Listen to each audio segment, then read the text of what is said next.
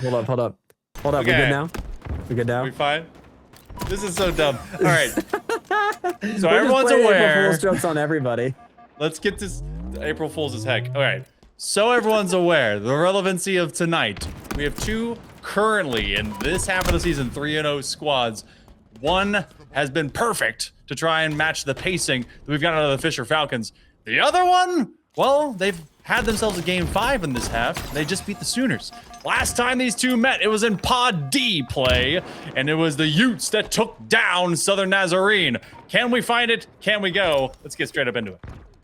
I would absolutely love to have a shared screen. Kish, by the way, we are on a delay.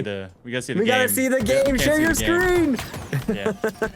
I've been looking at stream this entire time. We're a little delayed, but we do see Lonzy getting a double kill right away. It looks like most of SNU have gone down, with the exception of Oak Assassin, who has gotten the first kill for the Crimson Storm. But you know, Monkey Man, you and I both know that the likely favorites to take on this series, or win this series rather, is going to be the University of Oklahoma. No, wow, University of Utah. Are you good? I don't know, dude. Kish's rotten intro, like I'm just flustered, right? I worked hard on that intro. I introduced you with your new April Fool's name, so good. which is probably going to be a rebranding.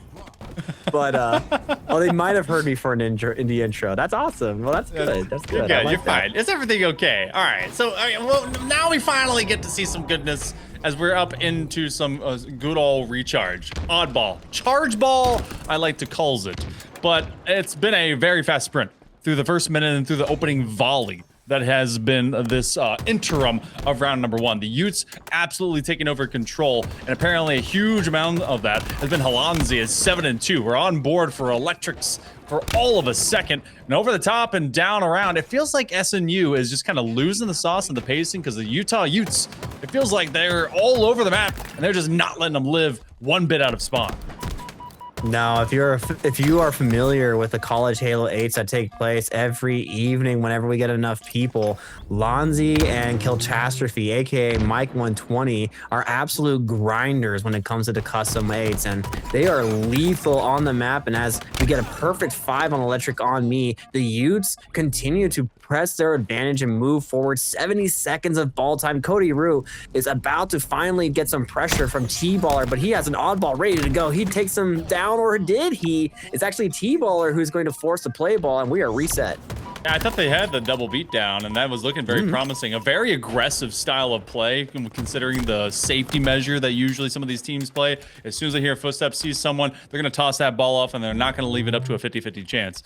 That was very ambitious, and I appreciate it, because there's oodles of confidence coming out of the University of Utah, considering they gotten 78 points straight off rip. That shock rifle is up just overhead of York. We knew him well, but this one gets tossed over and is caught as they go to top glass. Oak Assassin finding one just before the drop down. Oak Assassin for me is going to be the MVP for SNU. They really need to rally behind him when he tries to make these plays and put this damage out across the map. But realistically, the University of Utah is going to be the ones who are absolutely going to put on the pain and the pressure to this Crimson Storm squad. And Karate Jojo is going to get 1 kill. Lonzy gets himself another. That's Oak Assassin getting taken down. But we do have T-Baller and the rest of the Crimson Storm moving in, but a very quick 4 kills now for the University of Utah means that this attack is going to be stalled out completely. But we do end the first round with the Utes taking the first one. I appreciate the heck out of Halo, not just because it's like the thing that I've played the longest since my youth as a Boy Scout, but also the ragdoll physics. You get to see it as the most recent Spartan that stuck both feet into the floor. It's very Gang Beasts. In case any of you have never played that game, it's basically like every single character is like a gummy bear, and they get stuck on stuff. And that's been just wonderful to see across the entirety of this game. But we go into the second round. First 10 seconds, and immediately, Utes not to be denied and to be dismayed. Apparently, it's a Crimson Storm, as 2 players had locked down Mike. But Mike, he's unlike any else. Mike 120 is a fantastic, phenomenal player, and honestly, it's just fantastic to watch him play the game, and Lonzy should be able to win this fight against T-Ball, but T-Ball are playing against the corner very, very well, and with the help of Oak Assassin going to finish off H. Lonzy as well, and unfortunately for the Crimson Storm, they just haven't been able to really put any pressure on the ball carrier, so we're already 40 seconds into this round 2. Yeah, untouched. They have been struggling to get through these corridors to get to either glass on top gold or even fight through red pipes. Neither of either of those options have really been explored because so much of their time has been rotating from that side of control room, finally getting around to it. But that ball is meeting that long hallway, and if you know anything about oddball on recharge, as soon as you have a thoroughfare from top glass of that gold and then to run it out all the way to Hydro, it basically becomes an untouchable foray of getting the ball played right in front of you. So the Utes know how to play this card very well. They're getting incurred upon by several players. Oak Assassin is going to at least try and zone him away. Halanzi is providing some crossfire all the way into that C-plat position, while now Oak Assassin's teammates, they both fell as soon as they hit the door. But we do have some ball time for the Crimson Storm. Finally, it took them quite a long time. 76 seconds in round number 2 means that they have to play a perfect oddball, but we got a huge push from the Utes into red pipes, and they're trying to rotate the ball away. Very heads-up play, but this attack has not been deterred one bit. T-Ball are spawning over in Whirlpool, not going to be able to help anybody. And Cody Rue delivers a fist directly into the face of Crimson Storm, and now is going to resume where he left off, picking up the ball. 150 seconds of ball time so far for Cody Rue. It's been at least good pickups, and Cody Rue is really just finding whatever they have to keep even Stevens. That's a lot. I've never seen, or at least I haven't seen in a while, objective time get to triple digits, let alone nearly 200 points. It's going to come short of that if they end up winning into this round, unless we had a round number 3. But perfect oddball is going to have to be something in maybe the very near future for the Crimson Storm. It's a tall task, especially against one of the undefeated squads in the entirety of collegiate Halo standings. Trying to be able to at least find this one. They get the perfect. Karate Jojo is trying to go Mojo Jojo and get evil up in here. That ball is in no red hands. That is a wipeout of SNU. And the final few points come through for the Utes. They'll take this one to 1-0 series lead. Slayers, arguably some of the easiest game modes on paper, but as you and I both know, Monkey Man, or should I say Primate Guy, they are absolutely not as easy as they sound. First to 50 kills, but first you have to even get there, and already off to a sweeping start. The Utes take down 3. Oak Assassin's all that's left. They're going to reap the rewards. It's going to be Camo, but Cody Rue getting taken down as Oak Assassin decided to prioritize this shock rifle, but Mike 120 is there to clean him up, but Electric's on me cleans up Mike 120, and we are just going from POV to POV to see who stays alive in this scuffle by lift. Massive pivs being acquired by SNU because that was looking like a full team wipeout. Instead, they're actually able to turn the tables and keep things about even along against the Utes. That's going to be a nade that lands just behind at least one Utah player. Halanzi is going to end up at least completing the run. Through their first life, they've gathered 3. And it was very smart play out of the Utes. You've already seen them be smart anyway. That could be academically, but it's definitely game-wise as they pressed into that shock rifle when initially it was being grabbed out of spawn by the Crimson Storm. Suddenly, what was a 3-5-ish game is now a 10-3 game. This one sprinted up to double digits, but it looks like that we also had one man drop out for SNU, so we're going to have ourselves a lobby reset. Gotta wonder if they're going to bring that fight more directly to Utah instead of letting them kind of take over that midline. We'll reset. We go straight back into Solitude. Let's see what SNU does. It seems like they've taken a much more passive approach. They're playing this one off window.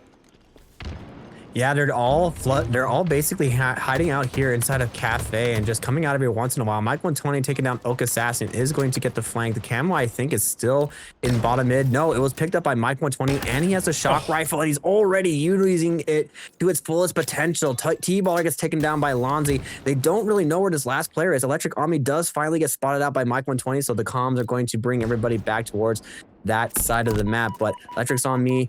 Does spot out Mike 120, put some damage on him, but he is already getting pushed by Karate Jojo. Can he survive against Karate Jojo? No, he doesn't. Electric Army is still there in Flowers.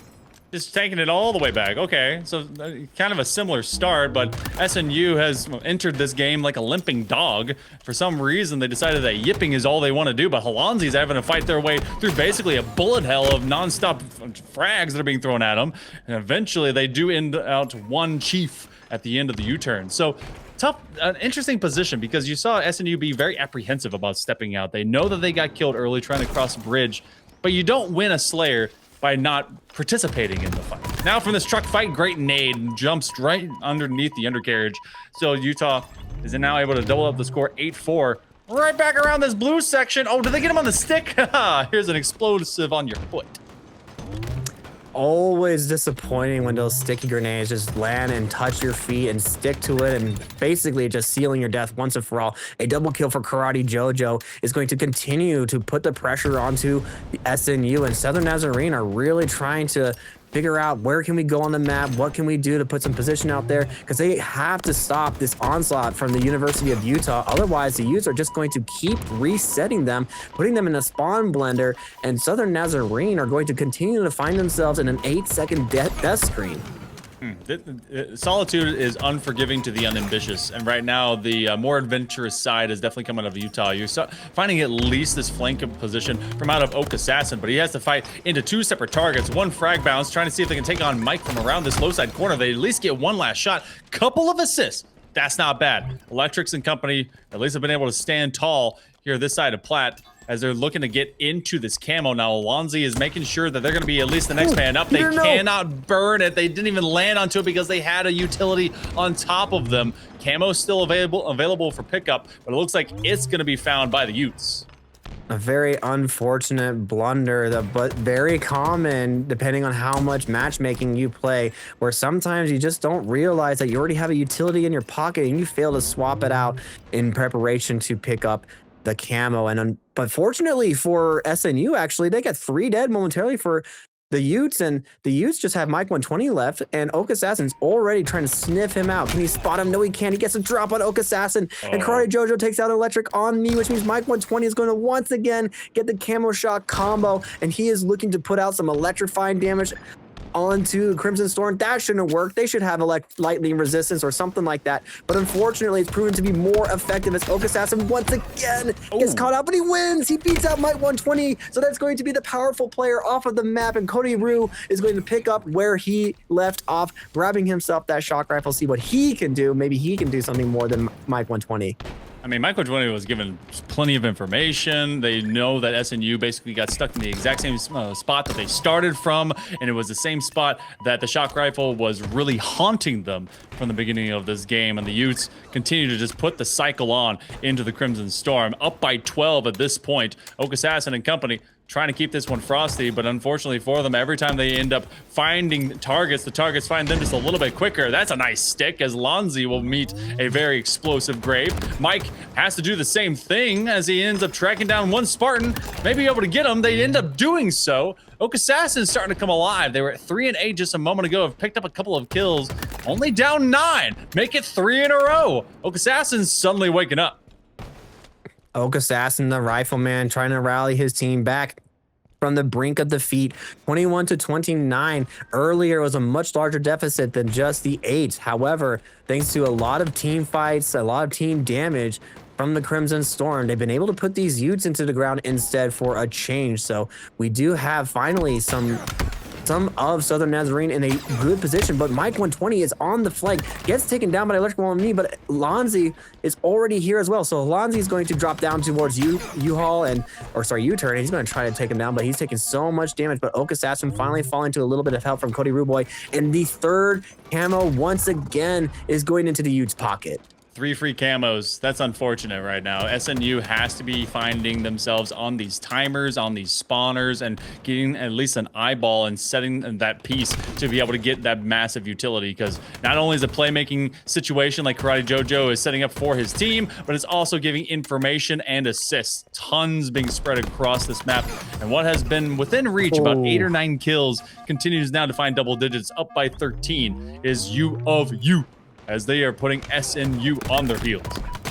Great use of the ghost jump from Cody Ruboy. If you guys haven't put that in your repertoire of skills that you have for the game of Halo Infinite, you really, really need to, because it can really save you and can turn a losing 1v1 into a winning 1v1 potentially as well. But Alonzi is certainly on the prowl. He's sniffing out a couple of players over here inside of yard. T-Baller is going to back him off. He has to play a little bit slower, play his life. He's in a great position to flank, but Oak Assassin is the first one who's going to be isolated and cut off from the rest of his team and dealt with. Now here comes the push inside of yard. We do have Chief taken down, but Chief takes down Karate Jojo at the same time. So we're stalling out just a little bit, and it is a little bit of a chaotic fight inside of yard, but it will be Mike 120 with that flank that we had talked about a little bit earlier, Monkey Man, and that will be the dagger in the perhaps maybe even the nail in the coffin that's going to seal the fate of the Crimson Storm in this game 2.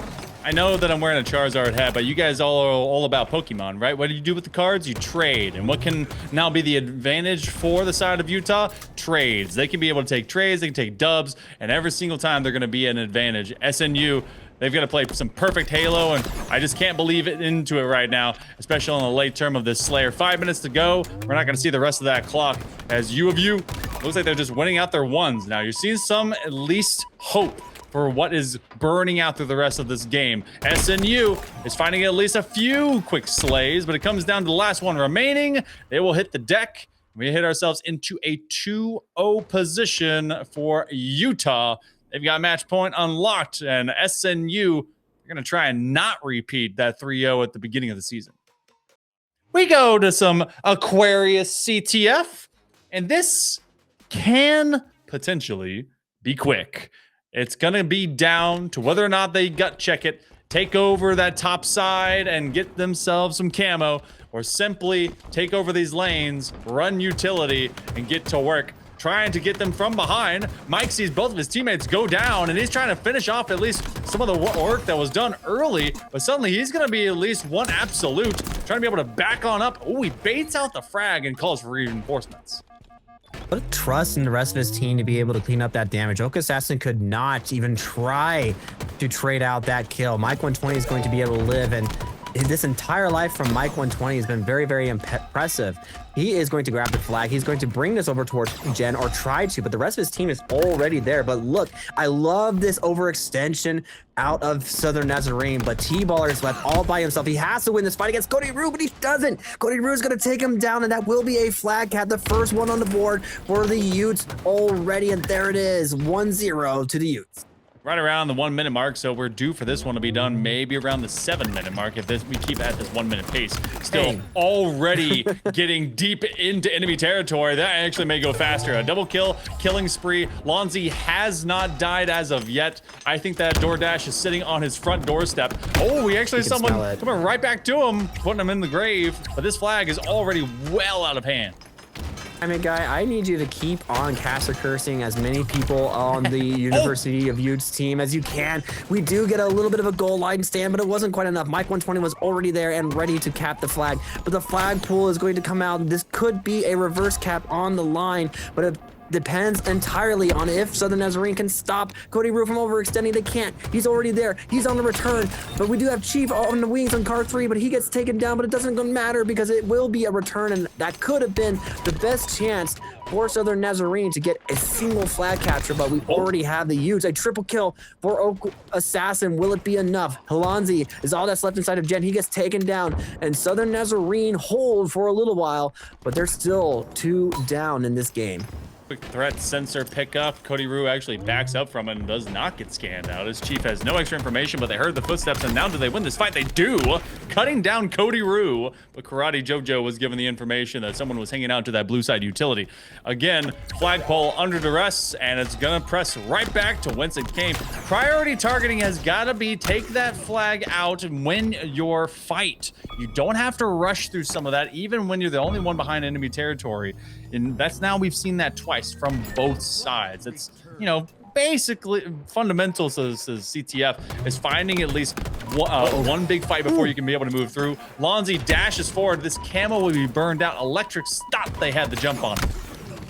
He thought he did, but the shot wasn't quite as clean as he would have liked. And unfortunately, Lonzy's going to turn it around on him, and he's going to get the reversal instead. And we unfortunately do not have Southern Nazarene's camo player on the map anymore. Earlier, I was about to be a little critical of the Utes for getting too eager to pull that flag right away, allowing Southern Nazarene to grab that camo. But unfortunately, Electric Saw Me just also making a little bit of a mistake, revealing himself too soon and allowing Lonzy to turn things around and take him down. We have Mike 120 who's already starting the attack on Southern Nazarene's side of the map. A nice, well-placed grenade is going to land at the feet of T-Baller as he tries to jump and avoid the damage, but it's not going to matter. He gets taken down. Karate Jojo trying to push into this base as well, but he does have help from his team. Oak Assassin's going to stay alive, but not for much longer. Mike 120 is there to clean him up, or is he? Mike 120 is going to stand strong, and he's going to take down Oak Assassin, but he can't quite grab the flag just yet. He's going to wait for his shields to recharge, and now the trigger is pulled, and he's bringing it already across the 50-yard line. Need to see some good old G slides. Ain't no one doing it. BR in this day and age? Karate Jojo, you fiend. I'm after my heart. BR starts win. They're gonna bring this one on up. It's gonna be 3 caps, and it's gonna be the Utes in full control right now. It's not going to be the 7-minute mark. Well, there's been a lot of good scrapping and skirmishing that's occurred between these two squads, and SNU has at least shown some promise. But the problem is that they've had very limited grabs going into these flag rooms against Utah. Every time they get to back base, they end up losing out a man, and they have no extra support. Full team wipeout. I see a red flag, and I see yet again another blue player that's going to rocket across the map. They really need to be a little stronger on this gen side of the map. I mean, the Utes have favored it pretty much the entire game, forcing every single member of the Crimson Storm to spawn inside of that fridge. And as we see the dead body of Cody Rue, thanks, Kish, for giving us that perfect overhead view of that. It is another dead body of Karate. Why are we picking on the Utes right now? Poor Rue. Poor Rue. Poor Rue didn't deserve that at all. But we did have a pull briefly for the Crimson Storm. Didn't quite go anywhere, as once again, the Utes are just too strong in both attack and defense. And okay. It's just a meme now. April Fools. Fantastic. All right, well, Utah has been doing a lot more defending in the last 30 seconds or so, because SNU has been putting the best foot forward to try and at least make a grab. The flag was returned just as they were pulling it over bridge to go into Util. Karate Joe, it seems that they're going to be moving with their teammate, who ends up dropping out. You have 2 moving up. It's only Cody Rue by themselves as all of the Crimson Storm start invading into this other side of Staircase. They have a really premium chance to be able to get this flagpole and turn things right around. They end up doing so. Oak Assassin, do they have their 6 covered? They have at least a teammate out to top mid, and this is going to be very promising. They will fumble this on the stairs. They do at least kill 1 man, but the rest of his team is down. That's about as far as we've seen SNU get. Yeah, just really unfortunate. They couldn't manage the respawns from the Utes, and unfortunately for the Crimson Storm, that's going to stop that flag once again in the exact same spot where it was previously. Now Halanzi is going to push inside of Yellow Jet. He knows that they have weak players inside of this area, but the grenades and the damage is coming through. His teammate Karate Jojo falls just before him, but can't quite push in as he's taking so much damage that he has to back off. But T-Ball are getting cleaned up by Mike 120. We just keep going from dead POV to dead POV as Southern Nazarene continue to fall like dominoes against this Utes attack. Yeah, this is one very pissed off player that ends up just swiping the board completely off of all of the bones. But a double kill by Oak Assassin, 16 and 13. They've been able to at least keep this team taped together. Unfortunately for him, it's not a moving machine, but more of a static statue. And SNU has been living in mid for a little bit. University of Utah can bleed out the rest of this clock to their whimsy if they feel like it. They are still pushing just simply to the same lane between utility rooms, which is the best position to push any other team because no one knows how to be able to do that skill jump coming out of fridge. That's gonna be a quick double kill, maybe a triple around the corner. T-Baller has been at least told that someone is top and mid, but T-Baller now has to play very deep and receive a lot of explosive rocks being chucked at him as Utah is priming maybe for their last cap pull. They're definitely getting ready to. It's all going to come down to who's the first to fall. We have a flag from Cody Roo. He gets a triple kill, and I think that's going to be it. Karate Jojo's already on top of the flag, and he's going to start moving this into inside of Jen. Lonzy is taking down Electric on me, and everybody's spawning inside of back base. This flag is moving. This flag is grooving, and I think it's going to be planted in the Utes base. Or is it? Actually, wait, we got a return? No, we didn't. It's still moving. It's almost there. It's going to be planted. There it is. I was right. I don't know what I was thinking. I don't know what I was worried about. I knew what I was talking about. Just POV switching, trying to make sure to keep you on your toes. But there go the Utes. They continue to make you talk about them as UOU. They end up now getting up to 7-0. They are the only other team currently perfect at the same mark across from Fisher Falcons.